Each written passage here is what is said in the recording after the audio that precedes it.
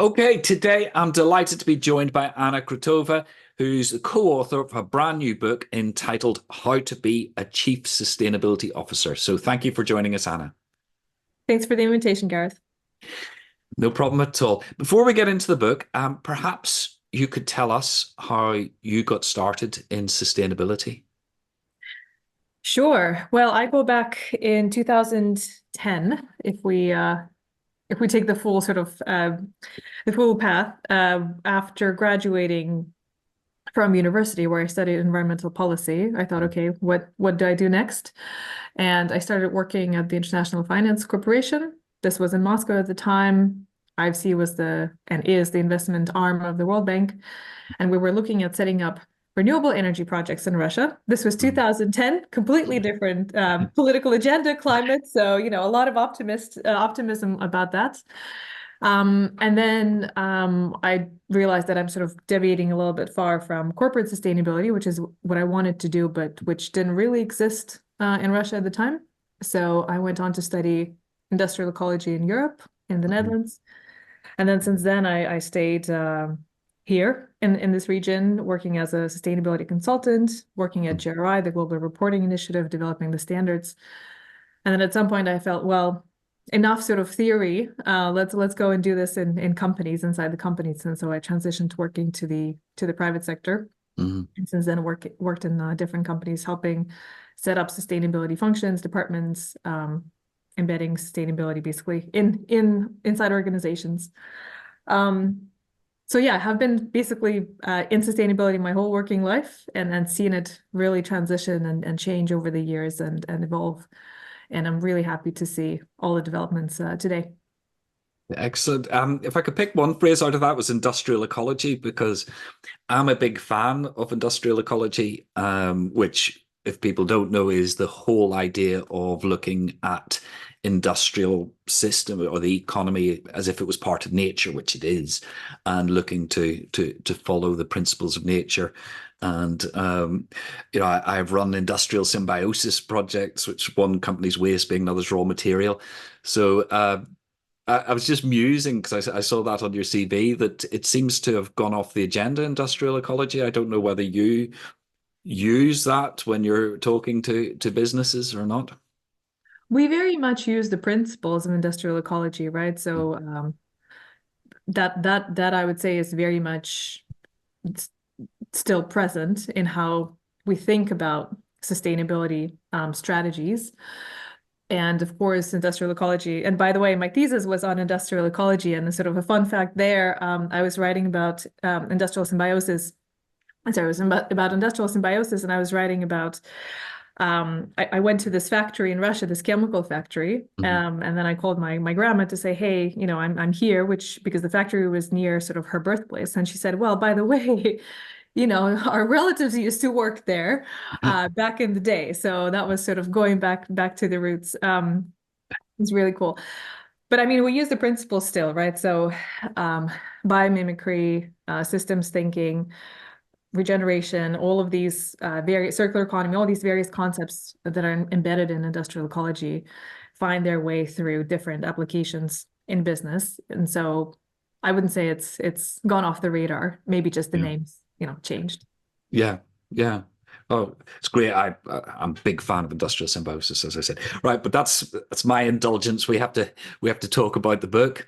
So where did the genesis of the book come from? What was the spark that led to you writing it? Because I've written books and it's a huge task. So how did that get started?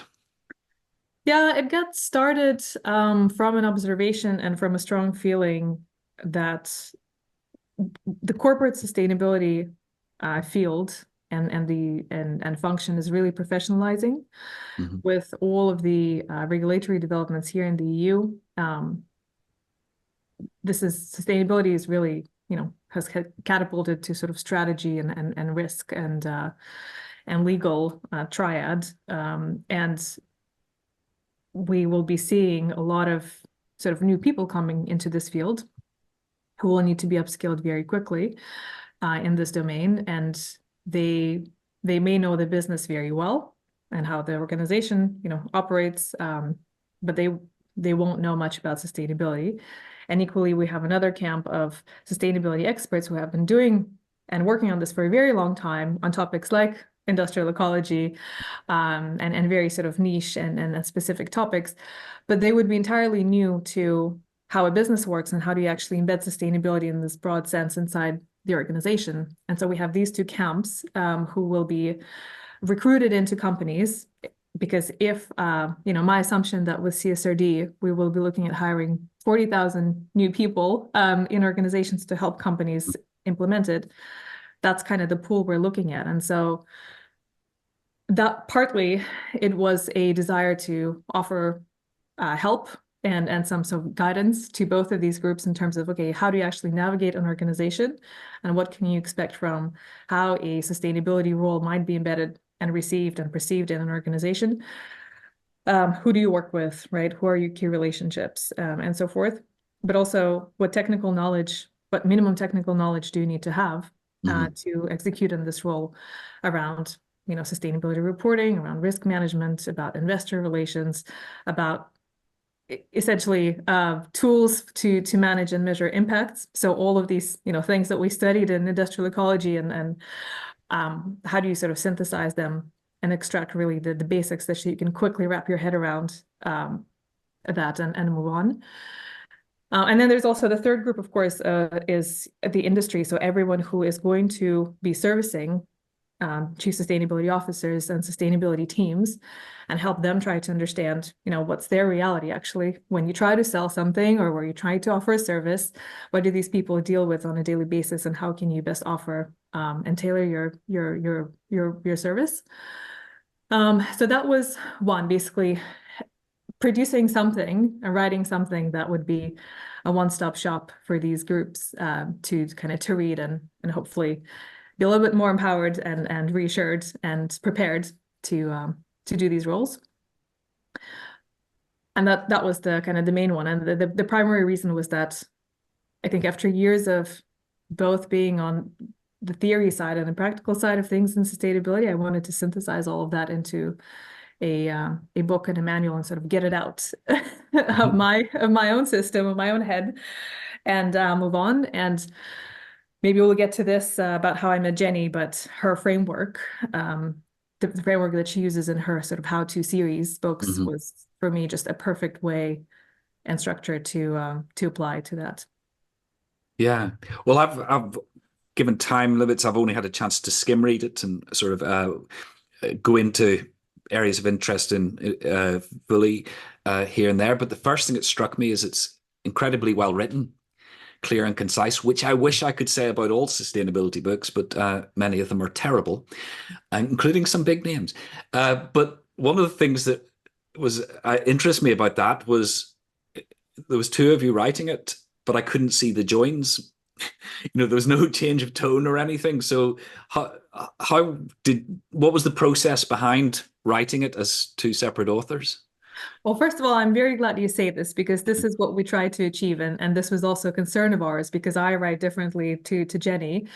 And what I tried to do, so what we did is basically I pitched a book to Jenny about a year ago. And I took her structure that she created and her tone, which is very accessible, very straightforward, which is what I loved about her book, right? There is no sort of water. It's really written from a perspective of someone who has been in that role, compared to some other books that go into, lengthy sort of discussions and business cases that are actually still too far from reality.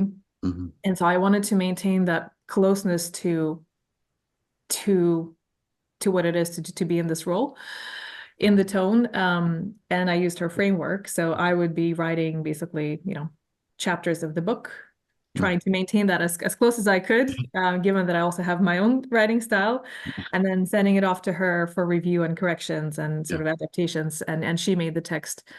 I think she brought that sort of dynamism and that clarity also in the text that you mentioned. And then we had two wonderful editors who edited that even further, and sort of made sure that we have consistency throughout. So that was the process. Brilliant. Well, most sustainability books, as I say, could probably do with one further edit than to mess with. And as I say, some big names, some of the books behind me in my bookcase, I just had to plow my way through, whereas yours was a joy to read. Thank you. And so a connection is, and I mentioned to you this before, is that 15 years ago I wrote this book, The Green Executive, that was, I suppose, at the time I'd written one book which was very sort of middle management practicalities. And then while I was waiting for that to be published, from my own consultancy, I was starting for the first time to be asked to come and talk to the boardroom. And basically, the Green Executive grew out of the models I developed because there wasn't anything then. So there was nobody was using the phrase Chief Sustainability Officer. So sometime in the following 15 years between my book and your book, that has emerged. Do you have a feel for when that happened, when it became a thing? Yeah, it's still becoming a thing, but I think first CSO roles I noticed were around 2018, and these Yeah. were really large publicly listed companies, heavily regulated, who deal with all sorts of expectations and are under the spotlight, and who couldn't afford not to have that sort of formal title. Mhm. And these were really, I think a handful of those names. And now it's expanding with CSRD regulation in Europe and others abroad or in other regions. We this didn't make it in the book, but we had a bit of a discussion, and there's a chapter that talks about how, a CSO, yes, there's the CSO title, but we are obviously talking about all leaders in the company, sustainability Mhm. leaders who might be positioned maybe a tier or two down the C-suite Mhm. or the CEO, but are essentially executing and performing the same functions. Yeah. And so what I see is some companies would give a CSO title just to give that weight and authority to the function. Mhm. But in reality, that person sits, as I've said, two tiers down the C-suite. Equally, you see the opposite, where there is a VP of sustainability or the head of sustainability, but they perform this Mhm. full scope of tasks the CSO would, and they have the same authority and access to sort of resources that a CSO would. It's just that companies have really different hierarchies and nomenclature and how they prefer to talk about themselves. So that kind of C uh, component, Yeah. we shouldn't, we shouldn't be taking it sort of at face value because uh, yeah, it just heavily context specific. But the fact that sustainability leaders are and functions are really being created in companies Mhm. in the volumes that they haven't been before, that's certainly true. And I think 2023 was it the year that saw most sustainability leaders hires Mhm. in corporations. That was a research done by PwC, if I'm not mistaken, and that trend is still going up. So there will be more and more openings. You've just answered my next question, actually. But because I was thinking when I was reading the book, there is a section where you talk about how this CSO, Chief Sustainability Officer, should interact with other C-level people, Chief Marketing Officer. And I was thinking, in a way, for organizations who've decided not to have a specific CSO, that's a little bit of uh, a primer for each of those other roles. Would that be correct?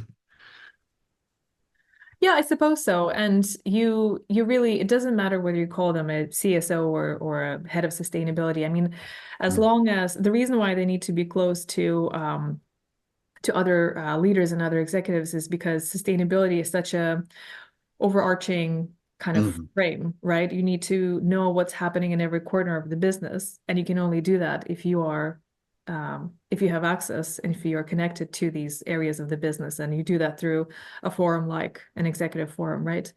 Otherwise, you're just spending time and creating inefficiencies and trying to find out, what's happening here and there, and sort of synthesizing that into one, um, frame of what, where are the impacts and where are the risks and where do we need to move on.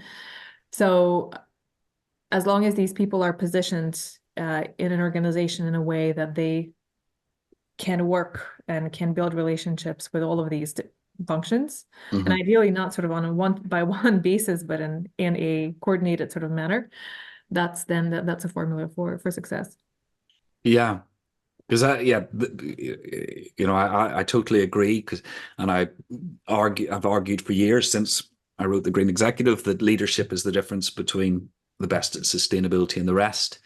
And when you look at organizations who are, changing their product, their supply chain, their entire business model, those things can't be done at a middle management level. It has to be in the decisions made and owned in the C-suite.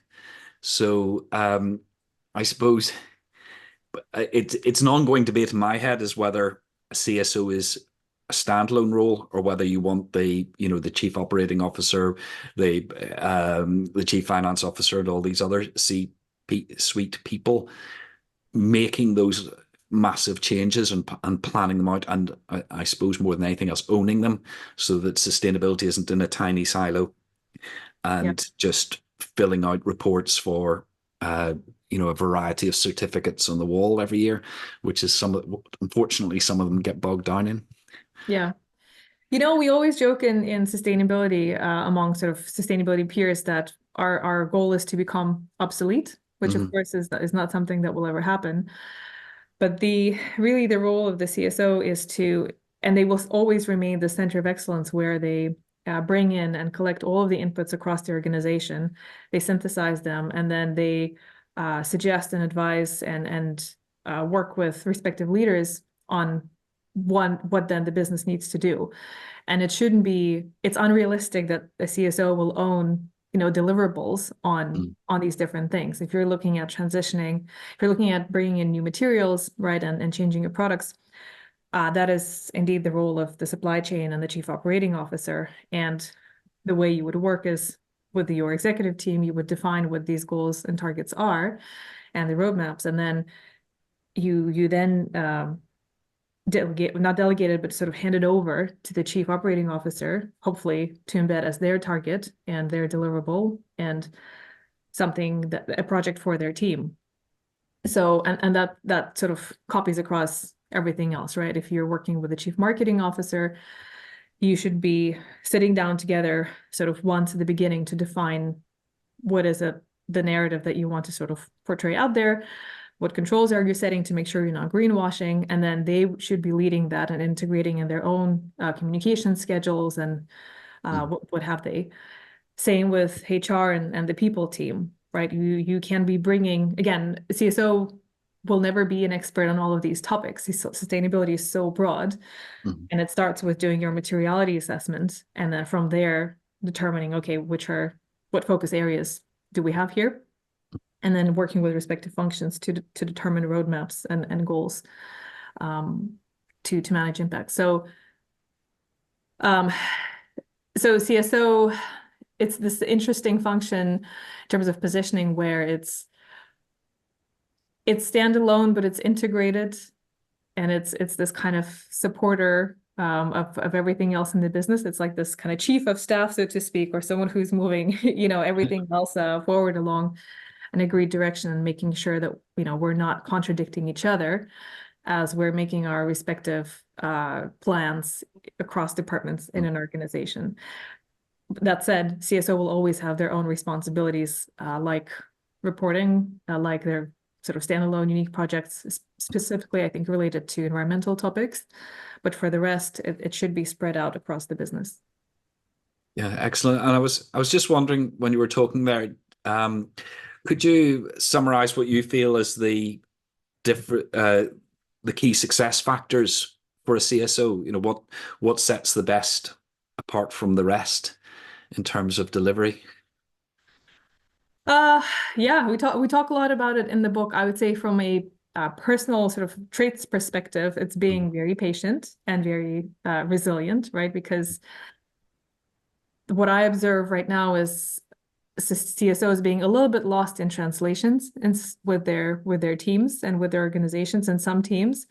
And what I mean by that as a CSO, you know where you need to move forward. You know how fast you need to move, and you have that sort of scope of everything that needs to happen. Now, the team that you're working with might not be there yet in their understanding, right? They might be coming with it with one particular wish or many different wishes. So you have to be patient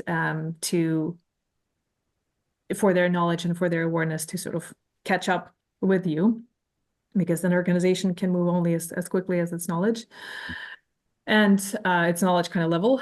So a patient and resilient, also the fact that, you know, for a CSO, this might be an important topic. For everyone else, it's entirely peripheral. So there is some buy-in to do, and it's not something that happens sort of over one conversation. So that's from a kind of personal, I would say, perspective, two traits. From a professional one, it's really being able to synthesize all of these different, you know, realities and inputs, and approach pragmatically a way forward, especially where you see, you know, there may be contradictions or things that the business is not ready to address at the moment, and realizing that, you know, this is very new to everyone. Yeah. So how do you, where do you create focus to really direct the scarce resources of the organization to really reach sort of an impact and create change in this particular area? So it's kind of that systems thinking and that pragmatism, I think, from a hard skill perspective, and really constantly learning and being up to date, because there's just so much out there that you need to be up to date with. But again, that is something that you can, I think, structure through or kind of automate to some extent to help you. Yeah. I want to pick one bone with you though, because this is the net zero business podcast. And in the book, you suggest that CSOs should avoid the term net zero. So I thought I'd better ask about that, because it's in the title of the podcast. Yeah, of course. I think all of us, right, we should be cautious with that term. It surfaced and it appeared, and it really kind of claimed its space in how we talk about sustainability. But if you think about it, net zero goals are for 2050. That is 26 years from now on. I mean, I don't know if we, you know, we will be around then. And so company leadership, again, obviously depending on the structure and the type of an organization, but generally they don't stick around for that long either. And so how do you ensure that you know, continuity and accountability throughout, you know, 2, almost 3 decades from now on, and there are many net zero claims that have been made much sooner. So that is something that's kind of my problem with net zero, but also the logic behind it, where you basically balance out, you know, emissions by taking them out. I mean, we know how climate works. We know that once you emit CO2 in the air, you can't just suck it down, because it kickstarts and triggers processes in the atmosphere that are irreversible. And so even if you at some point create sort of a machine where you suck it all out, you would have already triggered irreversible natural processes that won't, you know, that won't change. And so I think we have to be very careful with how we use this narrative. And alternatively, I suggest in the book that what we should really be thinking about is reductions, right? Doing everything in your power to maximize your efficiencies, find new materials and production processes that consume as little resources as possible. It's about prevention, right? It's about the beginning of the pipe and the process, rather than thinking about sort of a fix at the end. And of course, my biggest problem with net zero is that it's created a race to, you know, commercial technology and a belief that technology can save us, which I think you and I and your listeners sort of know is not what's going to save us. It might help postpone or sort of smoothen the fall, but in the end, that's not what we need to be sort of focusing on, I feel. Yeah. Well, the reason why I went for the title Net Zero Business Podcast was because 90% of the world's economy is under some form of net zero target. So for better for worse, that's the legislative environment we're living in. And personally, my view is that the big problem is we don't really have a definition of net zero in terms of that balance between reductions and any offsets of the remainder. So, you had net zero in with carbon neutral in that section of the book, and carbon neutral obviously could mean anything. And yeah, I fully agree with you on the sort of carbon extraction technologies, because most of them that show any sign of working seem to take about 10 times the cost of reducing emissions in the first place. So I suspect personally that the economics will head towards reductions anyway along on those things, because it's just too expensive to reverse chemical processes of burning fossil fuels. Sorry, I'm going on my little rant there as well. But yes, hopefully the powers that be come up with a better definition of net zero. And I know Science Based Targets Institute has been suggesting some, but some that hasn't been without its own controversy as well. So, sort of summing up, then, what are you hoping organizations will take from your book? I'm hoping that the CSOs that will read this, well, first of all, maybe they will feel recognition, and that's something that the reviewers and people who work with us during soft launch have said. They said, "Gosh, I mean, this really feels like somebody heard me and the struggles that sort of I'm going through." That yeah, so that kind of recognition and appreciation, but also just really helpful and practical, kind of straightforward tips around how do you function in this role in a way that's healthy for yourself and that is healthy for everyone else around you, and that is sort of pragmatic and helps you cut off a lot of the noise and distraction and confusion, perhaps, in this vastness that sustainability has become. In fact, it turned into an industry, right? So helping you stay focused in this new phase of corporate sustainability is what I'm hoping. For sustainability kind of practitioners who are not CSOs yet or who are aspiring to become one, or for people who are transitioning from a non-sustainability domain to sustainability, I hope they will this will serve as sort of quick homework to really get introduced to this space quickly without needing to take master degrees, because there's unfortunately no time for that. We need it's all hands on deck situation. Yeah. And so it will help them sort of build a bit of a map in their mind around what this field is, what are the key technical areas, and where can you find more if you feel, this is where in your role you will need to specialize or focus on because of the nature of your, material topics and sort of issues on hand. And for organizations, I'm hoping executives or boards who might be reading this, that they will understand and fully appreciate the scope of the CSO role. One of the things we talk about in the book is that sustainability CSOs are hired with no budget, no team, and they're just expected to sort of run and pull out of their pocket sort of results. Yes. It's not going to work like that. Sustainability is a function like any other. It hasn't maybe had that history in the years that HR had, or legal, or risk, but it is a function like no other, and it needs budget, it needs people. There are very many tracks and tasks within it, and so it's unrealistic to expect one person to do all of that if you're really serious about this as an organization, or even if you're just trying to meet compliance. And I don't like how I talk about this myself, just meet compliance. This is a false framework, a frame, because it's actually quite hard to meet compliance on CSRD if you do it well. But anyway, even if you think that you have just one objective with sustainability, it's still impossible for just one person to do, well and at speed. So I'm hoping that leaders in organizations reading this book will appreciate just the breadth and the seriousness of this role. Yeah. And how corporate sustainability is evolving into and shaping into its own, valid corporate function like all others.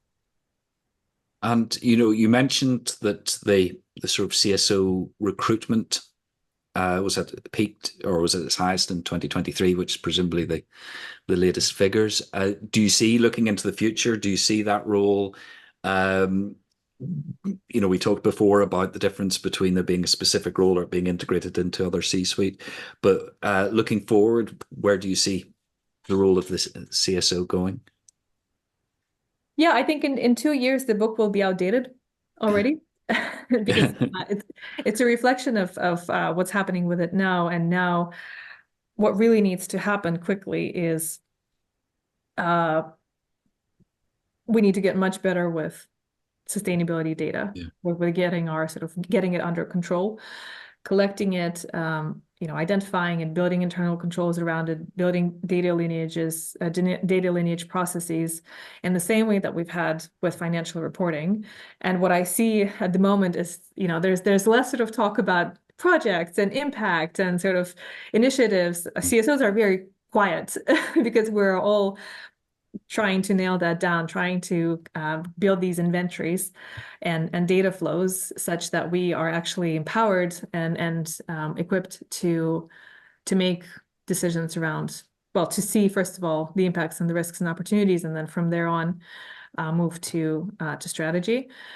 And this process will take, I think, 1 to 3 years. Mm-hmm. And after that, it will be very interesting time, because then we will be in a position, once we've done that kind of homework and that kind of foundational building, to actually start conversations around the direction of the business and that value creation, sort of that narrative that is purported in all of these kind of frameworks. And that will be an interesting time, because I don't know where we will go from there, because it can be a race to the top or to the bottom. No, if you don't mind, I'll disagree with you that your book will be out of date in 2 years, because I think, there's a lot of legislation and things will evolve. And you talk about compliance and how compliance is becoming increasingly more difficult because legislation keeps ratcheting up. But I do think your book contains a lot of, fundamental truths, which will always be relevant to anybody. So it has just been published, isn't it? Yesterday. Yesterday. Well, we're speaking on the 26th of June. Yeah, so 25th of June. The 25th of June. So it's available through normal. Well, it's available through Amazon, which had to be our distribution channel. I understand Barnes and Nobles resells it as well. It's available as an ebook as a paperback. Yeah. And we might look into other distribution channels later, but for now it's Amazon. So for those who want to follow it up, it is called How to be a Chief Sustainability Officer, written by Anna Krotova and Jennifer Geary. And I have to say, as I said before, it is a very, very good book. One of the best sustainability leadership books I've ever read, and certainly the best one I've read in recent years. So I would encourage everybody listening to the podcast to check it out. But thank you for joining us today, Anna, and talking about your book. Thank you so much. Thank you for the questions. Thank you.